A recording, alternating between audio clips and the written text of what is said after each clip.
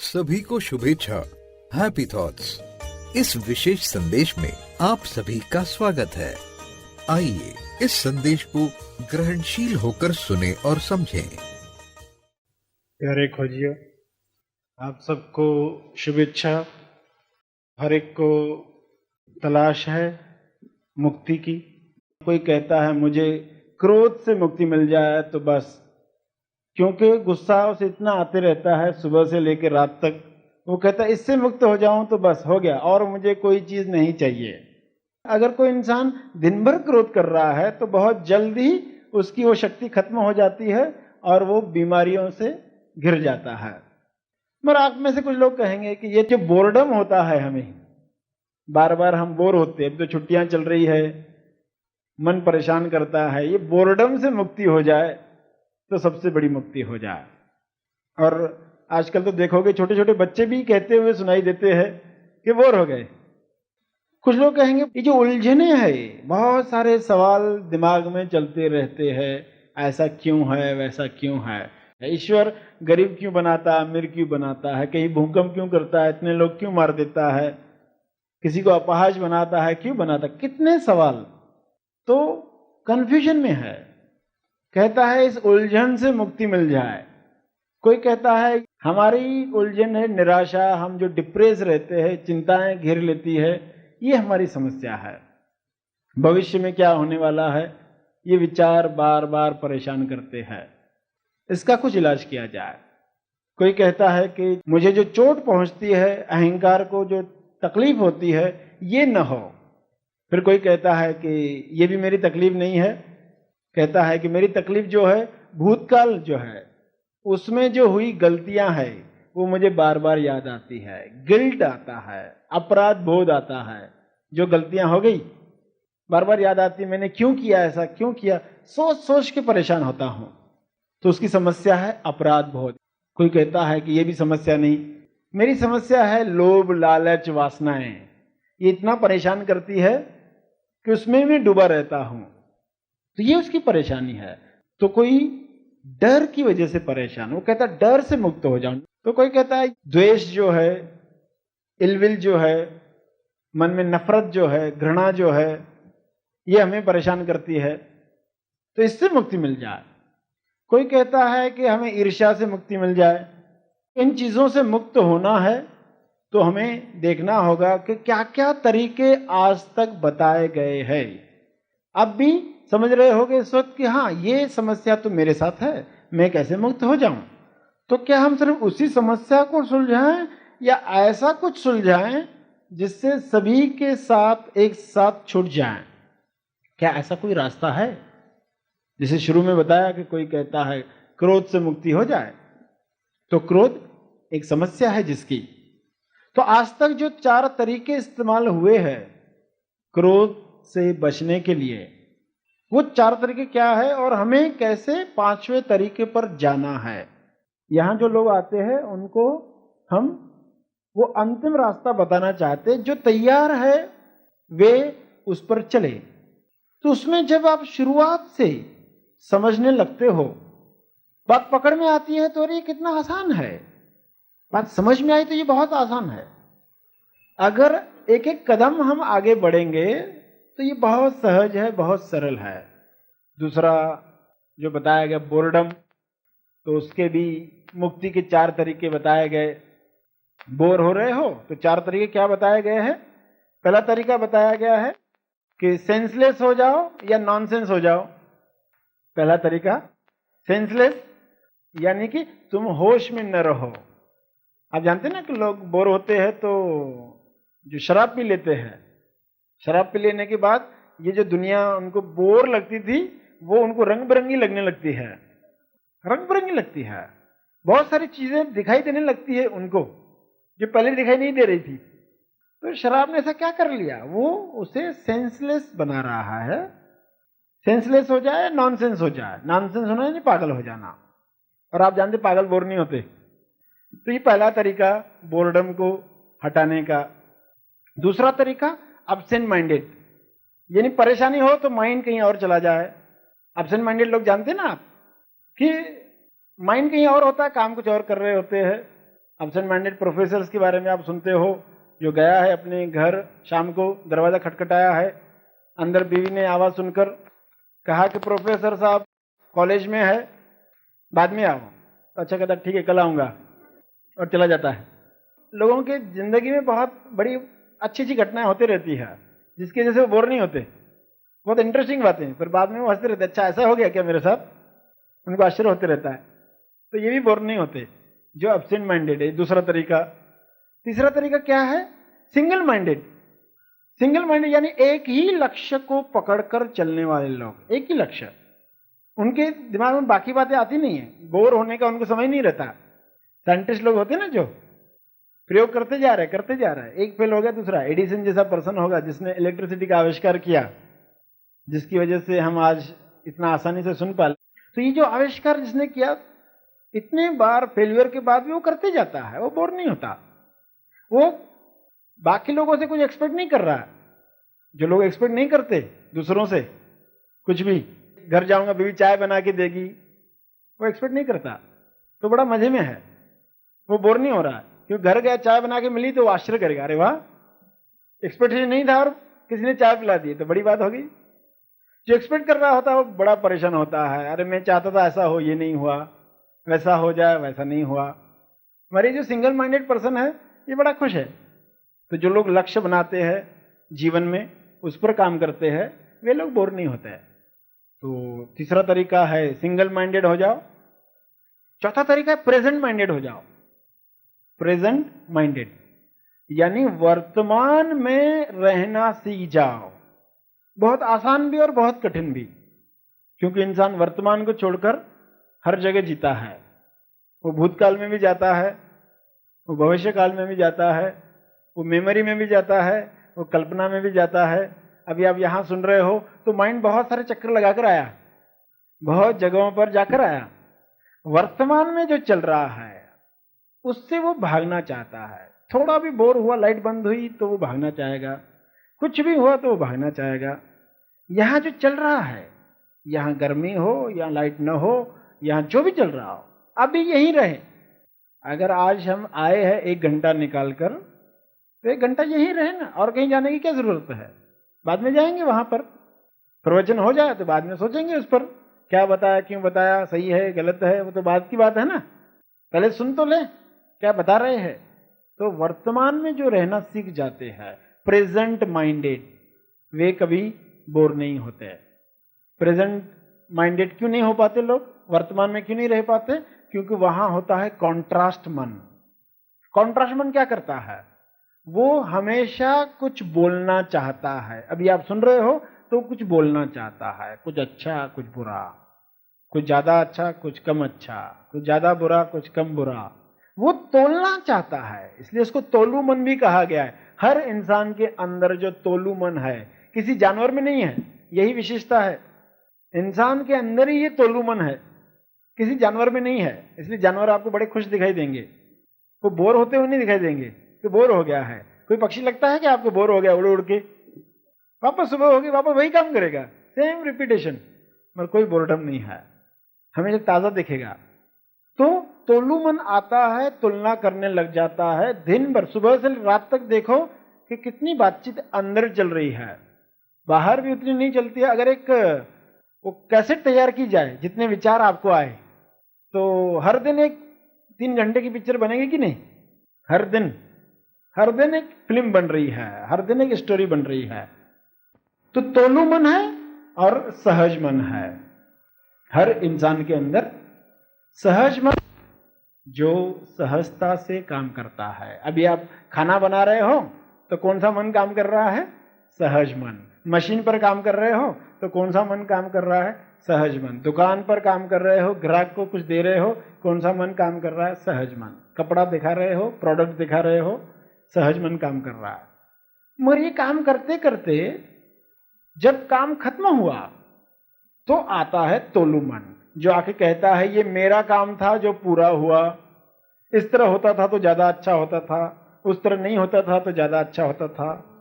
ये आके उस पर तुलना करता है, उसको अपना काम मानता है। जैसे उस मशीन का एक पुर्जा काम होने के बाद कहे ये मेरा काम था, जो मैंने किया। अब इस तरह नहीं हुआ तो नुकसान होने वाला, उस तरह हुआ तो फायदा होने वाला, फायदा हुआ तो ये करूंगा, नुकसान हो गया तो ऐसा करूंगा वैसा करूंगा, बहुत कुछ है। तो देखो सहज मन का एक पीरियड है, समझो 2 घंटे का, फिर 2 घंटे कॉन्ट्रास्ट माइंड का चला। हर एक का अलग अलग है, किसी का 2 घंटे होता है, किसी का 1 घंटा, किसी का 10 मिनट, किसी का 1 दिन भी हो सकता है। तो कॉन्ट्रास्ट मन आया, फिर कॉन्ट्रास्ट मन जब काम कर रहा है, यानी तोलू मन काम कर रहा है, फिर एक विचार आएगा, अरे वो काम रह गया है, चलो फिर काम पे लग गए, फिर सहज मन आ गया, फिर कॉन्ट्रास्ट मन आ गया। तो आप जीवन में देखोगे कैसे चल रहा है, सहज मन तोलू मन, सहज मन तोलू मन। अगर आपके जीवन से तोलू मन निकल जाए तो क्या होगा, तो जीवन कैसा होगा, कैसे कल्पना करोगे आप, कितना सहजता से जीवन हो सकता है, कितना आनंददायक जीवन हो सकता है, बिना बोर्डम का जीवन हो सकता है। मगर जब तक आपके साथ वैसा होने नहीं लगेगा आप उसकी कल्पना नहीं कर सकते। उसी की तैयारी आपसे यहां करवाई जाती है। इस तोलू मन के पीरियड में कुछ और जोड़ दिया जाए, सहज मन हो और सहज मन के बाद कुछ एक और चीज इंट्रोड्यूस होनी चाहिए, कुछ और बात यहां पर आनी चाहिए, उसकी जगह पर रिप्लेसमेंट हो जाए। किसी को सिगरेट की हैबिट होती है, सिगरेट छोड़ देता है तो उसको बार बार खिंचाव होता है, तो उसकी रिप्लेसमेंट क्या कर दी जाती है, उसके दिमाग में ये सूचना भर दी जाती है कि जब भी सिगरेट तुम पीना चाहोगे 1 गिलास ठंडा पानी पियोगे, तुम्हारी जो इच्छा है खत्म हो जाएगी। अगर वो प्रोग्राम हो जाता है तो कहता है आसानी से आदत छूट गई, यानी दूसरी चीज जोड़ी तो वो छूट गया। तो इस तोलू मन की जगह पर क्या जोड़ दिया जाए जिससे इस तोलू मन से हमें मुक्ति मिले। तो जो बोर्डम से मुक्त होना चाहते हैं उन्होंने देखा कि ये जो चौथा तरीका है क्या है, वर्तमान में रहने लग जाए, वर्तमान में जिए। मगर हमें काम करना है 5वें तरीके पर। आज जो आए मुक्ति की अलग अलग बातें बता रहे, एक एक विषय पर, क्रोध पर जैसे बताया, बोर्डम पर बताया कि ये 4 तरीके इस्तेमाल हुए, वैसे उलझने जो लोगों को होती है उस पर 4 तरीके क्या इस्तेमाल किए गए। पहला तरीका, उलझन हो रही है तो वहां से भागो, वो सोचो ही मत, ईश्वर ने बनाया क्यों बनाया, बनाने दो, ऐसे क्यों लोग मर रहे हैं मरने दो, सोचो मत उस पर। ऐसा एक तरीका निकाला गया कि वही कहता है किसी को, अरे ऐसा ऐसा कुछ सत्संग चल रहा है, ये हमें सुनना नहीं है और उलझन बढ़ेगी, उल्टा सुनेंगे तो उलझन बढ़ेगी, अरे ऐसा भी होता है ऐसा भी होता है, हम ऐसे ही अच्छे हैं, हम इस तरह ही हमें जीने दो, हमें और कुछ मत बताओ। तो उधर से दूर रहो, जो भी उलझन के सवाल आ रहे हैं उनसे दूर रहो, पहला तरीका। दूसरा तरीका बताया गया, उनको सुलझाओ, उलझन को सुलझाओ। तीसरा तरीका बताया गया कि सुलझा नहीं पाओगे कि तुम्हारे पास ज्ञान कहां है जिससे तुम सुलझाओ, तो पहले ज्ञान प्राप्त करो, सूचनाएं प्राप्त करो, नॉलेज प्राप्त करो, उसका उस चीज के बारे में सब जगह से इंफॉर्मेशन इकट्ठा करो। तीसरा तरीका ये बताया गया। चौथा तरीका बताया गया, सिर्फ ज्ञान कुछ नहीं करेगा, उस पर ध्यान होना चाहिए, ज्ञान पर ध्यान, ये चौथा तरीका बताया गया, उस ज्ञान पर ध्यान लगाया जाए। ये 4 तरीके जो बताए गए, मगर हम बात कर रहे हैं 5वें तरीके की। कैसे ये 5वां तरीका हमारे जीवन में उतरेगा। ये जो उलझने बताई गई है, जो बताया गया हमें कि पिछले जन्मों में ऐसे ऐसे तुमने कर्म किए इसलिए तुमको ये जन्म मिला है, जब ये क्लियर होगा तो पता चलेगा कि ये जो जवाब दिए गए वो केजी के हिसाब से सही थे। केजी में बच्चे को ऐसा ही बताना चाहिए कि अब तुम अच्छे कर्म करोगे तो तुम्हें अगले जन्म में, आने वाले जन्म में उसके फल मिलने वाले हैं। ये केजी में बताना चाहिए बच्चों को, और इस तरह के 33 करोड़ है, ये केजी में बताना चाहिए, ये सही है। बहुत सारे सत्संग सुनने को मिलते हैं और आजकल तो देखते हैं आपके चल ही रहे हैं, हर चैनल पर चल ही रहे हैं। तो क्या पता केजी की बातें इतनी बताई जा रही है वो उन बच्चों के हिसाब से सही है जो अध्यात्म में अभी बड़े नहीं, शक्ल सूरत से तो लगता है कि बड़े हो गए हैं, मगर केजी के अध्यात्म से वो बाहर आए नहीं है। वो वही मान्यताओं में जी रहे हैं कि ईश्वर ने 6 दिन में दुनिया बनाई, 7वें दिन आराम किया। वो जो मान्यता उन्होंने सुनी वो उसी को पकड़कर जीते रहते हैं। कोई उनको बताता है जब आके कि अरे ये केजी के हिसाब से सही था, एक बच्चे को आप कहते हो कोई गुजर गया तो वो गुजर गया, वो इंसान स्टार बन गया, एक तारा बन गया है, वो बच्चे के लिए सही है, वो आगे चल के ज्योग्राफी सीखेगा, जान जाएगा ज्योग्राफी में पढ़ लेगा कि ऐसा नहीं होता है। तारे का उस मरे हुए पर्सन के साथ कोई संबंध नहीं है, वो जान जाएगा। मगर अध्यात्म में जो पर्सन आगे बढ़ता है, वो जो मान के बैठा है कि इतने इतने जन्म लेकर मैं अभी इंसान बन गया हूं, अभी मेरे साथ ये होने वाला है, वो होने वाला है, और जो बदमाश लोग दिखाई दे रहे हैं मुझे सुख भोगते हुए, ये अगले जन्म में भुगतेंगे भुगतेंगे। वो इस तरह अपने आप को सांत्वना देता है। थोड़ी तसल्ली तो हो ना दिल को, नहीं तो हम अच्छे कर्म कर रहे हैं और हमें फल नहीं मिल रहा है उसका, और वो लोग बुरे कर्म कर रहे हैं उनको अच्छा फल मिल रहा है। कोई तो जवाब चाहिए कि नहीं इसका? तो फिलहाल टेम्पररी जवाब दिया जाता है, ये अगले जन्म में भुगतेंगे, चिंता मत कराओ। और तुम अच्छे कर्म कर रहे हो ना, आने वाले जन्म में तुमको बहुत मिलने वाला है, बहुत स्वर्ग मिलने वाले, ऐसा मिलेगा वैसा मिलेगा। अब आने वाले जन्मों की कल्पनाएं देकर डराकर लोगों को शांत रखा जा रहा है, जो सही नहीं है, मगर बच्चे के हिसाब से सही है। बच्चे को ऐसा ही बताना चाहिए। अध्यात्म को इन केजी के जवाबों ने इतना उलझा दिया है, आज इतना कुछ जो सुनने को मिलता है उसे पता चलता है कि लोग भ्रमित हो रहे। जो सुन रहे हैं वो जो मान के बैठे हैं, कितनी मान्यताएं बन रही है, अंत ही नहीं है उन मान्यताओं का। एक एक प्रवचन से लोग कितनी मान्यताएं लेकर जाते हैं घर, उसी में खुश है कि प्रसाद दे दिया, सत्संग खत्म हुआ, एक प्रसाद खाने को मिला, अपने लिए लेकर आया, घर वालों के लिए लेकर आया, बड़े खुश। अरे मगर क्या लेने गए थे उधर? किस चीज के लिए गए थे? क्या सत्य तुमने जाना वहां पर? तो जब तक हम इन केजी के अध्यात्म से बाहर नहीं आएंगे, ऐसी तैयारी नहीं दिखाएंगे, तब तक हमें पांचवा तरीका नहीं मिलेगा। मुक्ति का अंतिम जो तरीका है, आखिरी जो है, उसके बाद और कोई तरीका नहीं। 4 आज तक बताए गए हैं, काम भी करते हैं कुछ, मगर अंतिम नहीं है।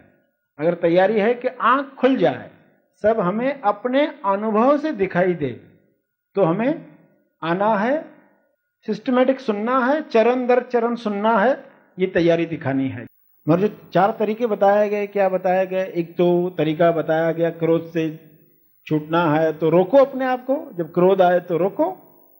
लोग अपने हाथों को भींच लेंगे, दांतों को भींच लेंगे, दबा देंगे, क्योंकि क्रोध एक शक्ति है, मगर सभी ये नहीं कर पाते। तो उन लोगों के लिए दूसरा तरीका बताया गया। दूसरा तरीका क्या बताया गया? कि वहां से भागो। शरीर से भाग सकते हो तो शरीर से भाग जाओ, नहीं तो कम से कम मन से तो भाग जाओ। यानी क्रोध आया है, इस बात पर को सामने वाले ने गेंडा कहा, तो इस पर आप सोचते मत बैठो गेंडा कैसा होता है, मुझे क्यों कहा। जितना सोचते जाओगे क्रोध बढ़ते जाएगा, तो वो सोचना बंद कर दो, वहां से चले जाओ, या वो सोचना बंद कर दो। फिर कैसे बंद कर दोगे? गिनती करोगे, 1 2 3 4 5 10 तक गिनो, तो तुम क्रोध से छूट जाओगे। उसको तो तुम्हारा गुस्सा जो है वो निकल जाएगा, गुस्से से मुक्त भी हो गए, और सामने वाले को भी थप्पड़ नहीं मारी, तो और जो बुरी घटना हो सकती थी वो भी नहीं हो गई, दबाया भी नहीं, आप बीमारियां भी नहीं होगी। तो क्रोध से मुक्ति का जो इलाज बताया गया तीसरा, कि एक्सप्रेस करो, उसको एक्सप्रेस करो। जापान में कुछ कंपनियों ने ये काम किया है कि जो बॉस है, बॉस, उसने एक कमरा बना के रखा है अपनी कंपनी में, और उस कमरे में उसने अपना फोटो भी लगा दिया है। वहां जो वर्कर्स है, काम करने वाले लोग हैं, तो कभी बॉस उनको डांट लेता है, कभी ज्यादा काम दे देता है, तो उन लोगों को यह हक है कि उस रूम में जाके उस तस्वीर को गालियां देकर आए।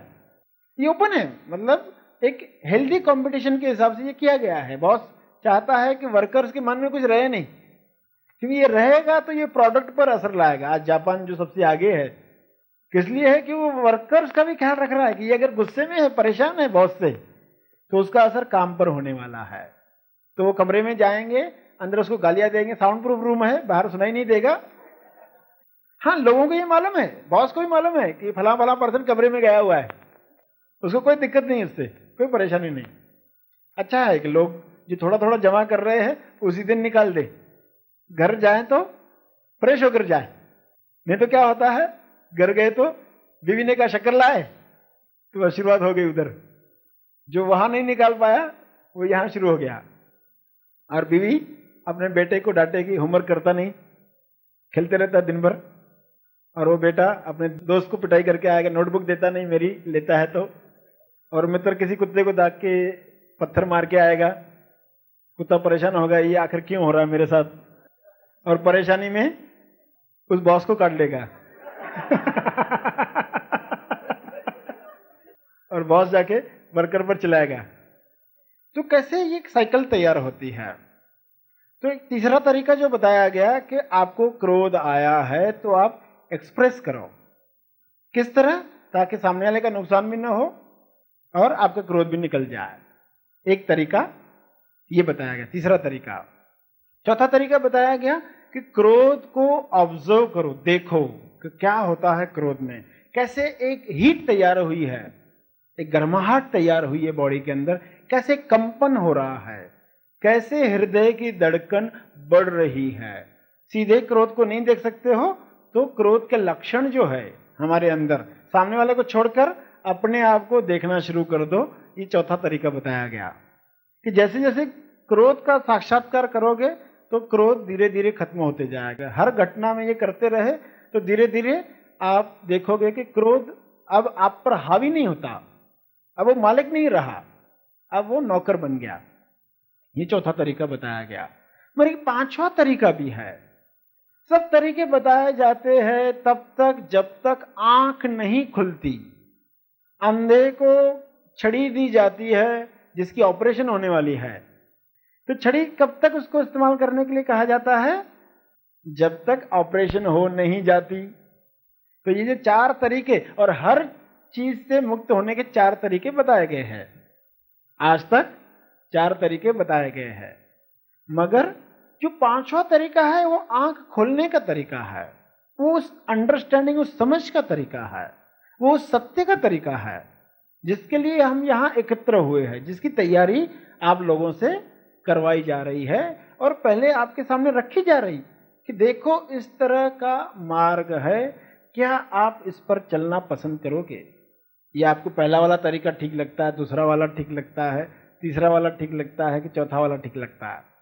इसमें ही आप खुश हो तो वो करते रहो, मगर लगता है कि इससे आगे जो है फाइनल, जो है फाइनल ट्रुथ जानने के बाद, जो है अंतिम सत्य जानने के बाद, और वो तरीका है तो वो तरीका हमें मिले जहां क्रोध उत्पन्न हो रहा है तो कहां उत्पन्न हो रहा है, किसको क्रोध हो रहा है, जिसकी गहराई में जाना होता है वो भी सहजता से। सिर्फ मान्यताओं की वजह से वो बड़ा कठिन लगते रहा, उस पर किसी ने काम किया ही नहीं। आज फिर से उन चीजों को यहां बताया जा रहा है। जो लोग तैयार है वे शिविरों में आते हैं, उसका लाभ लेते हैं। जैसे आज आप आए यहां पर और आके क्या सुना कि हर एक मुक्ति के लिए काम कर रहा है। पता नहीं था, इसलिए शायद कोई बाहर का व्यक्ति हट जाए, बाहर की समस्या हट जाए, बाहर की बीमारी हट जाए, बाहर का स्थान हट जाए तो मैं मुक्त हो जाऊंगा। मगर जाना के कुछ बातें अंदर है जिनसे मुक्त होना है। क्या है बातें अंदर? क्रोध है, बोर्डम है, उलझने है, निराशा है, डिप्रेशन है, अहंकार है, डर है, लोभ लालच वासनाएं इच्छाएं जो है वो सब है, घृणा है, द्वेष है, अपराध बोध है, ईर्ष्या है। ये सब चीजों से मुक्त क्या एक एक करके होंगे, जैसे रावण की एक एक गर्दन काटते रहे, या एक साथ सभी गर्दनों का निवारण हो सकता है? तो हमें मुक्त होना है दो से मुक्त।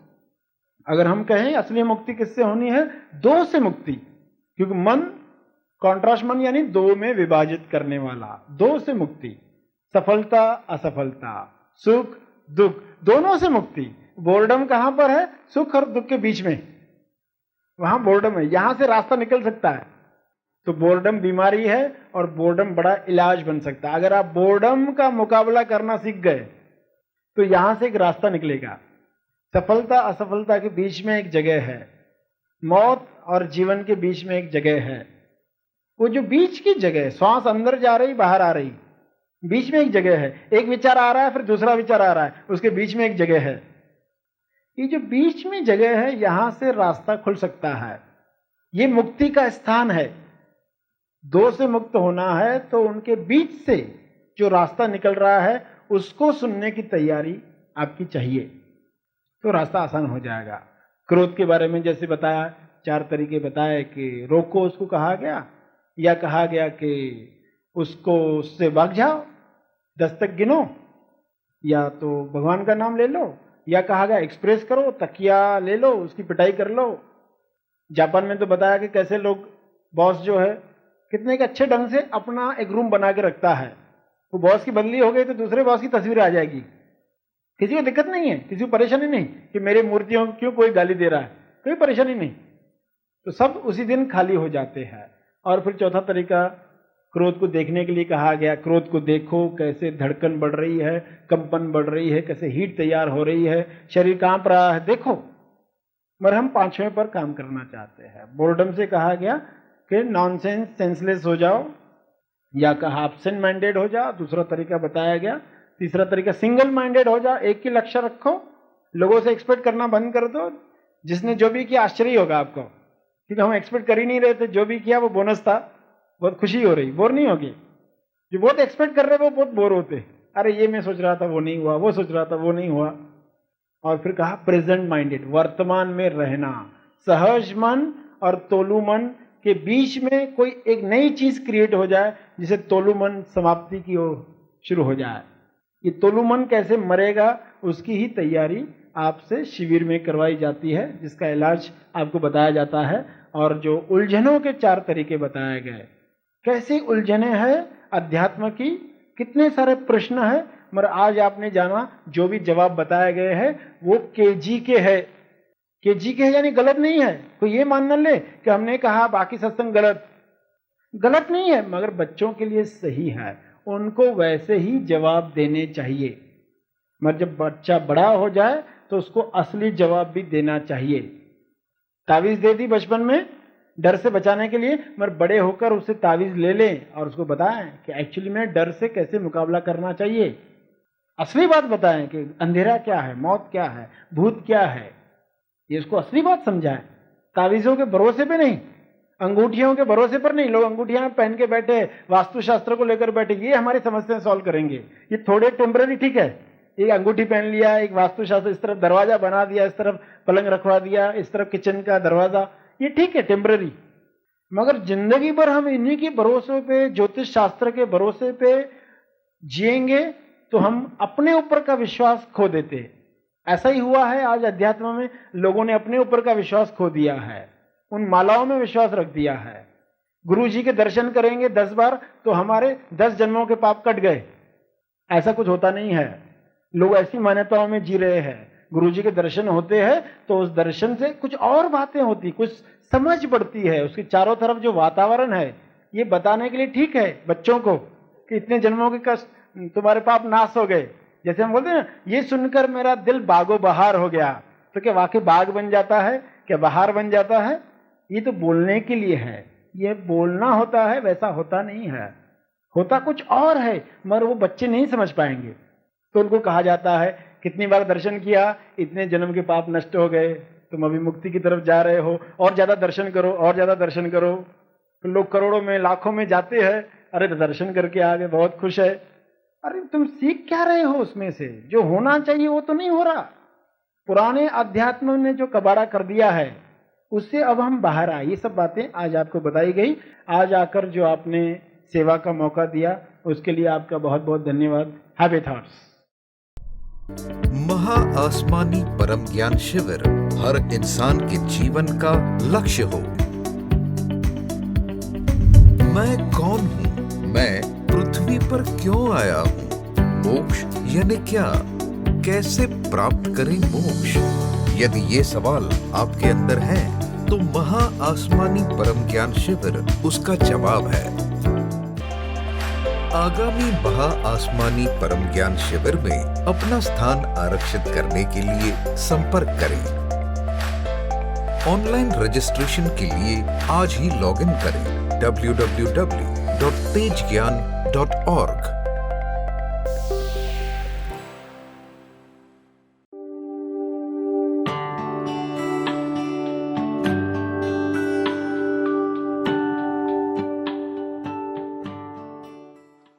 इस वीडियो को लाइक और शेयर जरूर करें। साथ ही अपने अभिप्राय हमें कमेंट करके जरूर बताएं। हैप्पी थॉट्स तेज ज्ञान और सर श्री तेज ज्ञान चैनल को आज ही सब्सक्राइब करें और लेटेस्ट अपडेट्स सबसे पहले पाने के लिए बेल आइकन को दबाएं। धन्यवाद।